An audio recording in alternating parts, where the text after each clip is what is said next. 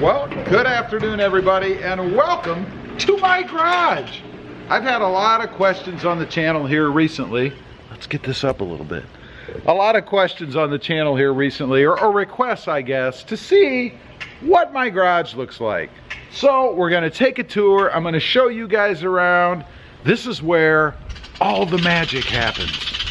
All right, we're going to start right here in the opening. You guys can see there's Krista's Jeep. It is a 2-car garage, kind of converted into a 3-car garage because I have the lift here, and I'll get to that in a minute. But I can put the Jeep or the Tacoma underneath. Right now I have the Tacoma sitting up there, but they're interchangeable. I can put either one in either spot, so that works out really well for me. Let's walk around this way. You guys can see here, this is kind of where we come in. Lots of stuff stored in here, and it is rather tight. I have a hugely high ceiling. It is a 14-foot ceiling. That's how I'm able to utilize this lift to its fullest, I guess. This is a higher lift than normal.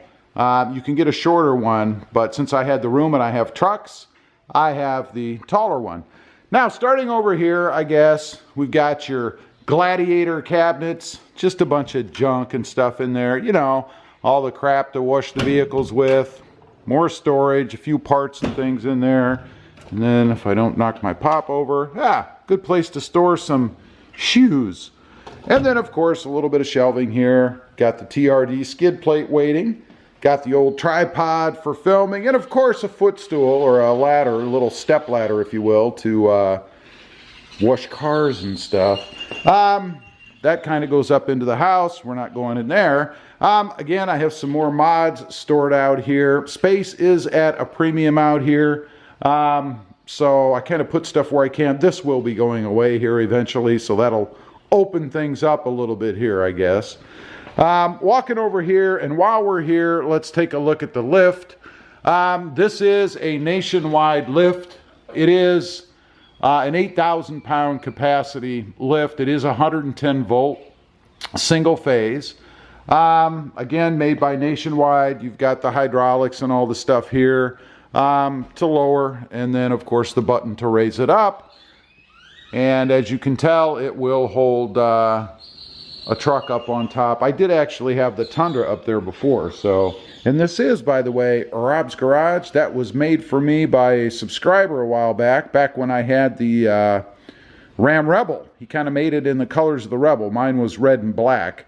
And he followed that theme, and it's really cool. I brought it here from Ohio to put it in this garage. As you can see, I don't have a workbench out here, so I bought a table. It's just a simple folding table from Walmart, a pretty cheapo deal, and it works really well. I'm able to pull that out and use it as kind of a workbench, if you will, when I need to have that. So that works really well. I do have a compressor. This is your typical Porter cable Lowe's compressor. They have these stacked all over the place at Lowe's. It works really well. Got an extra long hose for it there so I can reach pretty much out into the driveway. Some more of these Seville cabinets, and you can get these at Sam's. These are pretty darn cheap and excellent quality. All metal, which I really like. Again, more car cleaning, go figure, stuff in there. Few tools and things over there, stuff that I use on the channel. Coming over here, of course, you've got the Bird Ogden sign. Had to do something with that. I do lock up the keys to vehicles out here occasionally, so we have this little cheapo Loco thing from the internet.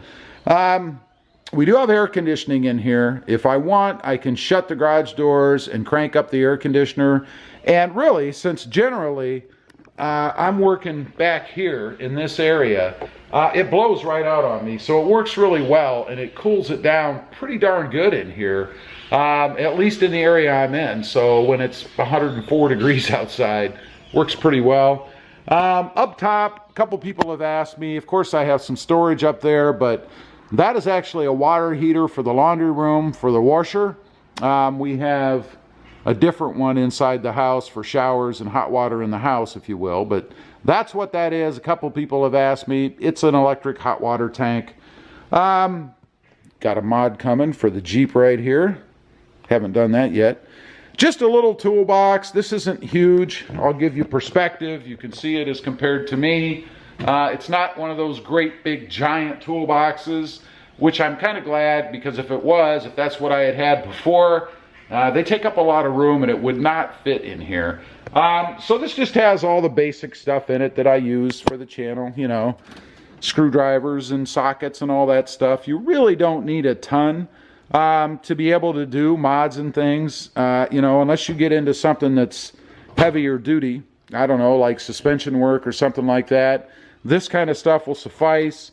Got some pliers and some Allen wrenches and a little bit of electrical stuff, some screwdrivers, more pliers, a couple other various things in there, and some hammers. You got to have a hammer, you know, for when things go bad. These come in very, very handy. Got to have that. Of course, a tape measure, some trim tools up there. You know, just stuff that probably most people have. Another shelf over here, of course, just housing more stuff. Again, space is at a premium, so we kind of stack things up on shelves. It gives me more room.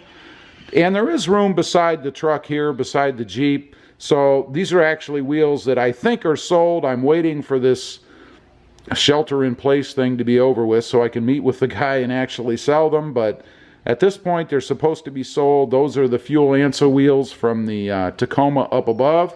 And then that is the spare tire for the Jeep Gladiator, or not the Jeep Gladiator, the Toyota Tacoma that I'm going to do my hopefully successful mod with that bed rack over there. So let's go around to the other side. One thing I will tell you about the lift, for anybody who's interested in something like this, we did have to change the garage door setup. It used to be the garage door opener itself hung down here in the middle. And of course that would have been in the way. We couldn't get the truck up, and at that point we couldn't get the garage door high enough to be able to put the lift in there. So we did have to do a little bit of work on that. We actually changed the garage door opener mechanism. You guys can see it over here. It's actually located right there, the garage door motor, and then of course the springs and stuff are up above. You might be able to see them just barely on the edge right there. But that's how we're running this garage door. It works really, really well. See, my sign is falling down, probably due to the wind in here. And then of course the ramps over here for the lift. When you lower the lift, you have to put ramps on the ends because it's obviously a little bit higher. And you could, of course, drive the truck over the edge of it, but if you did, you'd kind of be hitting this little safety brace here, and you wouldn't want to damage that. So that's why we have to have ramps, and they work out pretty well. The floor is sealed with one of those paintable products.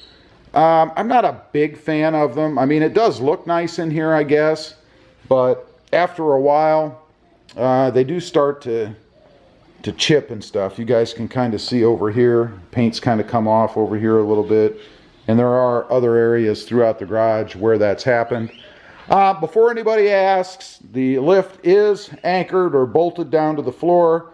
When we had originally put the lifts in here, they were not anchored down, and I wasn't real comfortable with that. I could actually see a little bit of movement, and I wasn't a big fan of that because I didn't want the lifts moving around, even though I don't think it would have ever caused a problem. But hey, better safe than sorry. So we did drill some holes through the concrete and anchor the legs, if you will, of the lifts down, so we don't have any issue with that.